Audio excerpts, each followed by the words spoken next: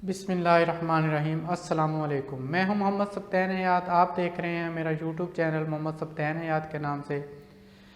9th class के lectures का जो सिलसिला स्टार्ट किया था उस सिलसिले का आज लेक्चर नंबर 50 है। आज हम स्टार्ट करने जा रहे हैं लेक्चर नंबर 50 के अंदर 5th यूनिट। हम 4 यूनिट जो है वो पहले कंप्लीट कर चुके हैं, तो हर एक्सरसाइज का हर क्वेश्चन जो है वो आपको उन लेक्चर्स के अंदर मिल जाएगा। तो आज हम करेंगे 5th unit start. 5th unit है हमारे पास फैक्टराइजेशन। तो सबसे पहले हम देखते हैं फैक्टराइजेशन होती क्या है। अब कोई भी पॉलिनोमियल है p ऑफ x, पॉलिनोमियल के लिए हम मोस्टली यूज़ करते हैं p ऑफ x। अगर हम इसको दो हिस्सों में डिवाइड कर दें q of x multiply by r of x, तो ये q ऑफ x और r ऑफ x क्या होंगे? इसके फैक्टर्स होंगे। तो हमने यही काम करना है। कोई पॉलिनोमियल गिवन होगा उसको हमने फैक्टराइज करना है जिस तरह से पॉसिबल होगा। कोई भी नंबर ले लेते हैं, जैसा कि हमारे पास 6 है। अब 6 के हमारे पास फैक्टर्स कौन कौन से होते हैं? एक होता है हमारे पास फैक्टर्स और एक होता है प्राइम फैक्टर्स। अब फैक्टर्स और प्राइम फैक्टर्स में क्या फ़र्क होता है? होते तो दोनों फैक्टर्स हैं, लेकिन एक को नाम दे दिया फैक्टर्स और दूसरे को प्राइम फैक्टर्स। जो प्राइम फैक्टर्स होते हैं उनको जब हम मल्टीप्लाई करते हैं तो वही नंबर बन जाता है दोबारा। और जो फैक्टर्स होते हैं उसका मतलब ये होता है कि हमारे पास जो भी नंबर है वो जिस जिस नंबर पे डिवाइड हो जाता है, कंप्लीटली डिवाइड हो जाता है, वो उसके फैक्टर्स होते हैं। अब प्राइम फैक्टर्स, अब इसके फैक्टर्स अगर लें तो 1, 2, 3 एंड 6। 6 के फैक्टर्स हैं 1, 2, 3 एंड 6। लेकिन इसके प्राइम फैक्टर्स कौन कौन से हैं? वो है 2 एंड 3। तो प्राइम फैक्टर्स को जब हम मल्टीप्लाई करते हैं तो वो दोबारा से वही नंबर बन जाता है। अब यहाँ पे देखें, ये 1 जो है ये प्राइम नंबर नहीं है, 6 जो है वो प्राइम नंबर नहीं है। तो ये हमारे पास इसके फैक्टर्स तो हैं लेकिन प्राइम फैक्टर्स नहीं है। प्राइम फैक्टर्स को जो है हम मल्टीप्लाई करते हैं तो वही नंबर अगेन बन जाता है। अब हम जो फाइंड करने जा रहे हैं वो पॉलिनोमियल के प्राइम फैक्टर्स फाइंड करने जा रहे हैं कि उनके हम ऐसे फैक्टर्स बनाएंगे कि उसको हम अगर मल्टीप्लाई करेंगे तो दोबारा से वो नंबर बन जाएगा। जैसा कि यहाँ पे हम इसको 6 को लिख सकते हैं 2 इंटू 3। तो इसी तरह से ये p ऑफ x होगा, इसको हम इस तरह से दो पॉलिनोमियल्स में डिवाइड कर देंगे तो वो हमारे पास उसकी फैक्टराइजेशन हो जाएगी।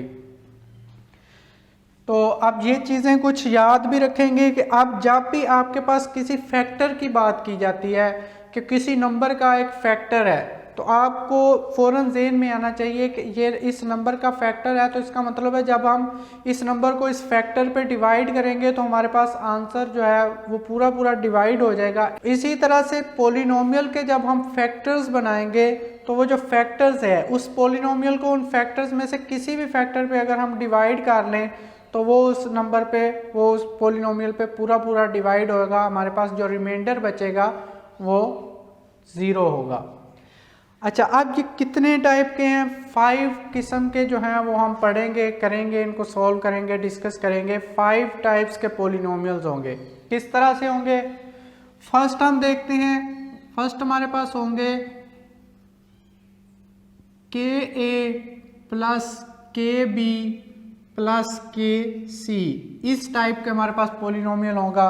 अब k a, k b, k c क्या क्या मतलब है कि हमारे पास इन तीनों के अंदर k जो है वो कॉमन है। तो हम क्या करेंगे? फैक्टराइजेशन करेंगे। इसकी जब फैक्टराइजेशन करेंगे तो इसमें से k कॉमन लेंगे तो हमारे पास बन जाएगा k into a plus b plus c। तो ये दो जो हैं इसके फैक्टर्स होंगे। k भी इसका पूरे का फैक्टर होगा और a plus b plus c भी इसका फैक्टर होगा। सेकेंड टाइप जो होगी वो हमारे पास होगी A C plus A D plus B C plus B D.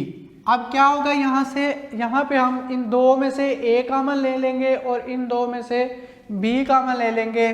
तो देखें ज़रा, A C plus A D plus B C plus B D. तो इन दो में से ए कॉमन आ जाएगा सी प्लस डी।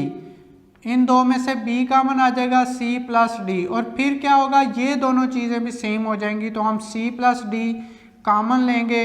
यहाँ से c प्लस डी कॉमन आ जाएगा तो यहाँ पे हमारे पास बचेगा a, और यहाँ से c प्लस डी कॉमन तो बाकी बचेगा b। तो ये हमारे पास इस तरह के होंगे सेकंड जो होंगे। थर्ड जो होंगे वो हमारे पास होंगे A square plus minus 2ab plus B square.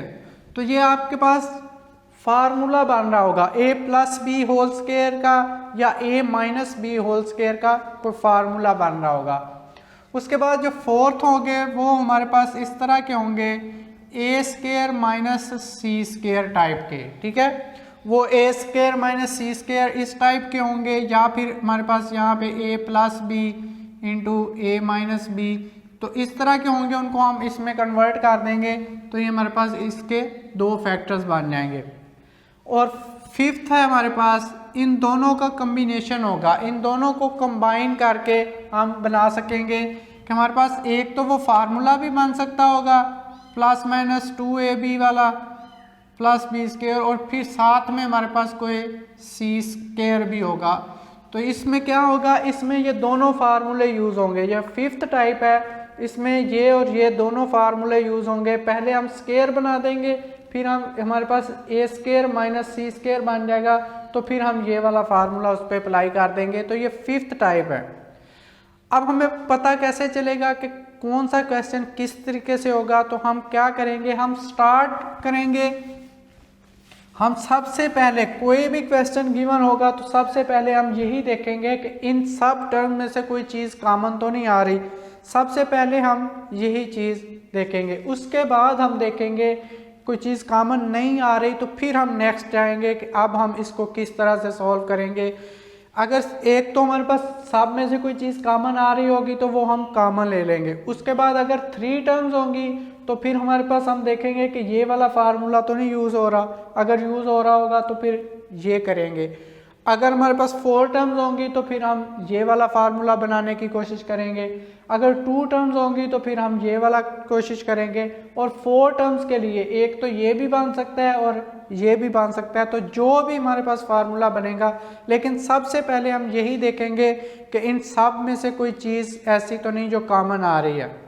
तो हमारे पास जो फर्स्ट क्वेश्चन है वो हम देखते हैं, उसका हम सॉल्यूशन देखते हैं।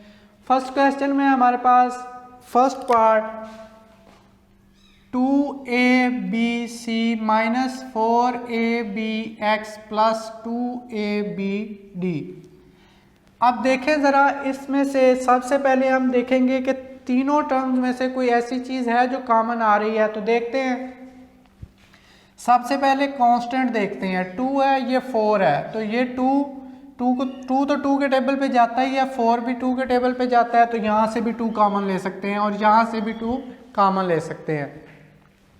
तो सबसे पहले हमारे पास 2 कॉमन आ जाएगा। उसके बाद यहाँ पे a है, यहाँ पे भी a है, यहाँ पे भी a है, तो a भी कॉमन आ सकता है। अब यहाँ पे b है, यहाँ पे भी b है, यहाँ पे भी b है, तो b भी कॉमन आ सकता है। अब यहाँ पे c है, यहाँ पे x है, यहाँ पे d है, तो ये चीज़ हमारे पास 2ab कॉमन आ गया। बाकी अब 2 कॉमन आ गया तो यहाँ पे हमारे पास क्या बचेगा, 2 1s are 2, तो यहाँ पे 1 आएगा, 1 लिखने की ज़रूरत नहीं। a भी हमारे पास कॉमन आ चुका है, बाकी बचा c। उसके बाद माइनस, अब 2 यहाँ पे 4 है तो हम 2 2s are 4 कर सकते हैं, तो यहाँ पे 2 आएगा। कॉमन लेने का मतलब ये है कि हम दोबारा से जब मल्टीप्लाई करेंगे तो यही चीज़ बन जाएगी। तो हमने देखना है कि इस 4 को 2 पे डिवाइड करना है, जो भी आएगा वैल्यू वो वहाँ यहाँ पे पुट कर देनी है। तो 2 2s are 4 होता है, तो हमने 2 यहाँ पे लिख दिया। a भी हम कॉमन ले चुके हैं, यहाँ पे x आ गया। उसके बाद हमारे पास यहाँ पे देखें 2 कॉमन ले चुके हैं, a भी कॉमन ले चुके हैं, तो प्लस हमारे पास d आ गया। सिंपल हमारा यही काम था इस क्वेश्चन के लिए। उसके बाद सेकंड पार्ट देखें, ये था फर्स्ट। सेकंड में देखें, हमारे पास सेकंड है 9xy minus 12x square y plus 18y square. तो ये किसके इक्वल आएगा। अब देखें यहाँ पे ये 9 है, 12 है, 18 है, तो देखें ये कौन से टेबल पे तीनों जो है वो जाते हैं। एक तो इनको देखने के लिए आप